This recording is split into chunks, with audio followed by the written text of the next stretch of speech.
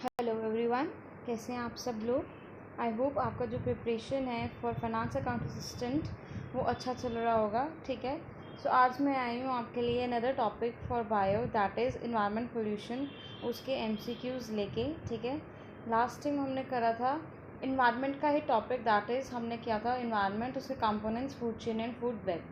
ठीक है, सो आज के लेक्चर के साथ आपको पूरा इन्वायरमेंट ख़त्म हो जाएगा। आज हम करेंगे इन्वायरमेंट पोल्यूशन पे एमसीक्यूज़, और जो इन्वायरमेंट पोल्यूशन है ये टॉपिक आपको मैंने ही कवर करवाया है। सो आज के लेक्चर में ज़्यादा एक्सप्लेनेशन आपको नहीं मिलेगा, ओनली क्वेश्चन एंड आंसर्स हम डिस्कस करेंगे। और अगर आपने ये लेक्चर मेरा नहीं देखा है तो आप 3 से 4 लेक्चर इसके आ चुके हैं, तो आप वो देख सकते हो फॉर एक्सप्लेनेशन, राइट। सो आज का लेक्चर स्टार्ट करते हैं।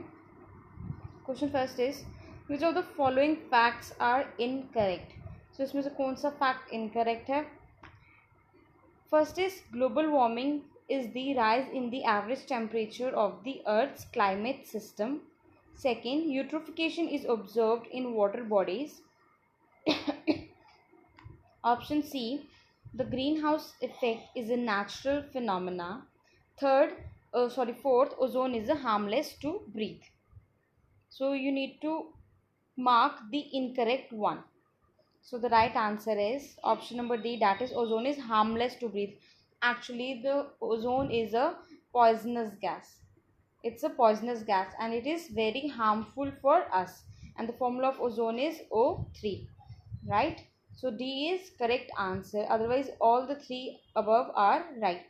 जैसे कि ग्लोबल वार्मिंग जो होती है it's average temperature of earth में राइज होता है। ठीक है, eutrophication is obviously observed in water bodies and the green house effect is a natural phenomena. ठीक है, so option D is correct. Next, measuring BOD that is biological oxygen demand is primarily used for. जो BOD है उसको हम major क्यों करते हैं। It is used for estimating the types of microbes which is present in the water bodies, determining the level of dissolved oxygen. Water level में कितनी dissolve oxygen है हमें वो देखना होता है बीओडी से, या फिर estimating the quantity of organic matter present in sewage water. And D is option D is none of the above. So the right answer is, इसके बारे में हम पढ़ चुके हैं क्लास में और डिटो पॉइंट आपको मिला होगा कि why we use BOD. So it is actually the major of quantity of organic matter present in sewage water. ठीक है, so option C is correct. बहुत से बच्चों को कन्फ्यूजन होगी रिगार्डिंग डिजॉल्व ऑक्सीजन। सो ये हमें ये नहीं बताता कि कितना ऑक्सीजन वाटर में है, ये हमें बताता है कि कितना ऑर्गेनिक मैटर जो है वाटर में है। और उस ऑर्गेनिक मैटर को डिकम्पोज करने के लिए माइक्रोब्स क्या करते हैं, ऑक्सीजन का यूज़ करते हैं। सो जितना ज़्यादा ऑर्गेनिक मैटर उतना ज़्यादा ऑक्सीजन कंज्यूम होगा। ठीक है, और उतना ही ये क्या होगा, हार्मफुल होगा हमारी फिश और अदर एक्वाटिक ऑर्गेनिजम्स के लिए। So option C is correct. Next, cosmic rays such as gamma rays are a source of soil pollution, noise pollution, thermal pollution or radiation pollution. ठीक है, so cosmic rays such as gamma rays, so it is not concerned with your soil pollution, it's not concerned with your noise pollution. Thermal हो गया related to heat, so it's not related to thermal pollution. So the right answer is radiation pollution. So cosmic rays such as gamma rays are a source of radiation pollution. Option D is correct. Next, the primary agenda of Kyoto protocol is, इसके बारे में हम पढ़ चुके थे। ठीक है, I think green house effect में हमने पढ़ा था regarding Kyoto and Montreal protocol. ठीक है, सो जिन्होंने अभी तक लेक्चर्स नहीं देखे हैं please go through that lectures. First is regulation of hazardous waste. वो इसका था कि उसको हैजार्डियस वेस्ट को रेगुलेट करना, या फिर regulating the production of nuclear energy. Third, controlling the source of green house gases, or fourth is none of the above. So the primary agenda of the Kyoto Protocol is to control the sources of greenhouse gases. ठीक है, green house gases के जो भी sources हैं जहाँ से ये निकल रही है उसको कंट्रोल करना। ठीक है, next, lichens are good bio indicators for environment radiation, soil pollution, air pollution or none of the above. So actually the lichens are the combination of, ये हमने पढ़ा था न्यूट्रिशन चैप्टर में, algae and fungi. ठीक है, so they are actually good bio indicator for air pollution. Actually होता क्या है, हवा में बहुत सारे ऑक्साइड्स प्रेजेंट होते हैं जो एयर को पॉल्यूट करते हैं, ठीक है। अब लाइकेंस जो है वहीं पे आपको मिलेंगे जहाँ पे एयर की जो क्वालिटी है वो अच्छी होगी। जहाँ पे एयर की क्वालिटी अच्छी होगी वहीं पे लाइकेंस होंगे, ठीक है।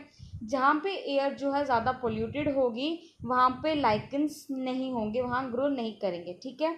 सो लाइकेंस अगर कहीं जगह पे हमें मिल रहे हैं, ठीक है, अगर हम कहीं जगह जा रहे हैं और हमें लाइकेंस मिल रहे हैं, इट मीन्स कि वहाँ पे एयर की क्वालिटी क्या है, अच्छी है, तभी वो वहाँ पे हमें मिल रहे हैं। अदरवाइज ये हर जगह नहीं मिलते। सो ये हमें किसके बारे में बता रहे हैं, एयर पोल्यूशन के बारे में, actually the quality of air के बारे में हमें बता रहे हैं। So lichens are good bio indicator for air pollution, ठीक है। आई होप आपको ये क्लियर हुआ होगा। Next is carbon dioxide is primarily called a greenhouse gas because it traps heat, it traps light, it traps warm currents, or D, none of the above. So we know that greenhouse gases क्या करती हैं, अगर ये अर्थ है and ये हमारा environment है, तो जब सन रेज यहाँ पर आती, कुछ रेज जैसे अल्ट्रावायलेंट रेज क्या होती हैं, हमारे यहीं से रिफ्लेक्ट बैक हो जाती हैं। कुछ रेज होती हैं जैसे विजिबल रेज क्या होती है, हमारी अर्थ एब्जॉर्ब कर लेता है। इंफ्रारेड क्या रेज क्या होती हैं, हमारी बाउंस बैक होती हैं, और उनको ग्रीन हाउस गैस क्या कर लेती है, एक्चुअली ट्रैप कर लेती है। So basically carbon dioxide is primarily called a green house gas because it traps heat, right? So next is the protocol which is decided to completely phase out CFC is, ऐसा कौन सा protocol है जिसका main agenda था two phase out CFC। CFC stands for chlorofluorocarbons, ठीक है। सो इसको phase out करना ये कौन से प्रोटोकॉल का मेन एजेंडा था, Cartagena protocol, Stockholm convention, Montreal protocol, और option D Kyoto protocol. So you can mark your answer. So the right answer for this is the protocol which decided to completely phase out CFC is Montreal Protocol, ठीक है। Next is which of the following is or are not greenhouse gases? Nitrous oxide, ozone, and sulfur dioxide. So out of these three, which of the following is or are not greenhouse gases? So the options are option A only 3 means only sulfur dioxide, B है only 1 and 2 that is nitrous oxide and ozone, option C that is only 2 and 3 that is ozone and sulfur dioxide, और option D 1 2 and 3 means nitrous oxide, ozone and sulphur dioxide. हमें बताना है कि कौन सी green house gas नहीं है, ठीक है। सो the right answer is out of these four the right option is option number A that is only 3, sulphur dioxide is not a green house gas, ठीक है, is not a green house gas. बाकी nitrous oxide भी हमारी है, ozone भी है हमारा, इसमें वाटर वेपर्स भी आ जाते हैं, ठीक है। Next, with reference to sources of water pollution which of the following is और true? Natural sources, domestic sources, agriculture sources और industrial sources. Select the correct answer from the following codes, ठीक है। हमें बताना है कि हमने पढ़ा था वाटर पोल्यूशन में various sources of water pollution, ठीक है।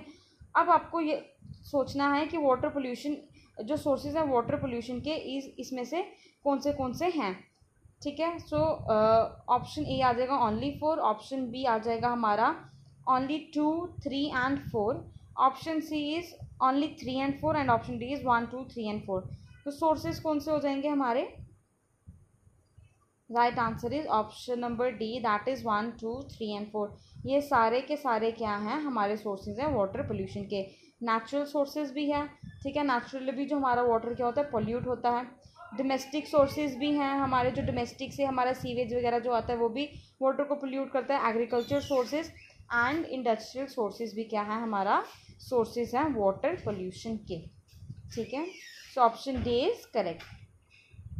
सो next is chlorofluorocarbon is used in, so chlorofluorocarbon के बारे में भी हमने पढ़ा था in air pollution, I think lecture first जो था एयर पोल्यूशन चैप्टर का, ठीक है.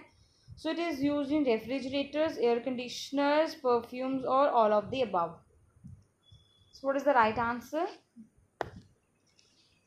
So the right answer for this is option number D, that is it is used in refrigerators, air conditioner, perfumes and all of these. ठीक है.